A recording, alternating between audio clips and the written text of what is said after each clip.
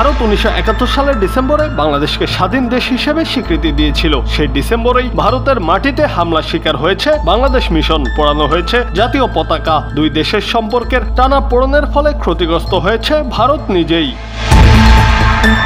ভারতের আগরতলায় বাংলাদেশের সহকারী হাইকমিশন কার্যালয়ে হামলা ও পতাকা পোড়ানোর পর দিল্লিকে কড়া প্রতিবাদ জানিয়েছে ঢাকা। বাংলাদেশে আওয়ামী লীগ বিরোধী সমস্ত রাজনৈতিক দল, ধর্মীয় সংগঠন ও ছাত্রদের সাথে নিয়ে জাতীয় ঐক্যের ডাক দিয়েছেন অন্তর্বর্তীকালীন সরকারের প্রধান উপদেষ্টা মোহাম্মদ ইউনূস। প্রধান উপদেষ্টার সঙ্গে বৈঠকে বাংলাদেশের মর্যাদা ও সার্বভৌমত্ব রক্ষায় সবাই ঐক্যবদ্ধ থাকার ঘোষণা দিয়েছে।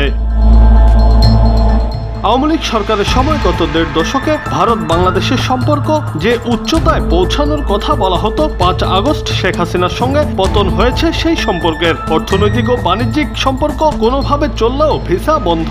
জনসাধারণ পর্যায়েও সম্পর্কের একটা বড় অবনতি হয়েছে। এরই মধ্যে ভারত ঘোষণা দিয়েছে বাংলাদেশের কোনো রোগী তারা দেখবে না। তাছাড়া ভারতীয় মিডিয়াগুলো বাংলাদেশের অন্তর্বর্তী সরকারের সুনাম নষ্ট করতে মোদির নির্দেশে বাংলাদেশ নিয়ে মিথ্যা ও বিভ্রান্তিকর তথ্য ছড়াতে থাকে। নানাভাবে বাংলাদেশকে কোণঠাসা করতে গিয়ে নিজেই বিপাকে পড়েছে কট্টর হিন্দুবাদী মোদি সরকার।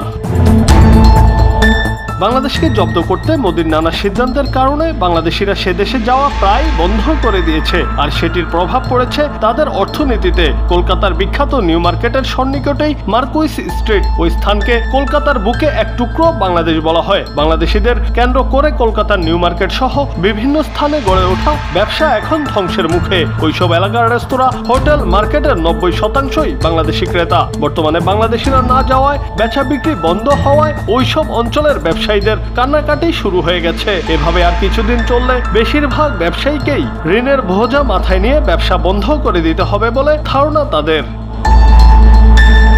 এদিকে ব্যবসা টেকাতে বাংলাদেশি পর্যটকদের নিরাপত্তা দেওয়ার কথা ঘোষণা করলেন কলকাতার ব্যবসায়ীরা। বাংলাদেশিদের তারা বয়কট করবে না জানিয়ে বলেন, বাংলাদেশিরা যেন নিশ্চিন্তে এখানে আসতে পারে সেজন্য যতটা সম্ভব তাদের আমরা নিরাপত্তা দেব। সব মিলিয়ে সচেতন ভারতীয়রা এখন মোদিকেই দুষছেন।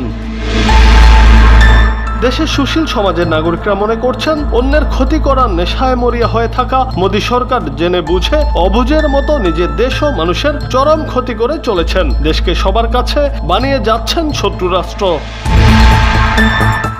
Junaid Ahmed, news desk.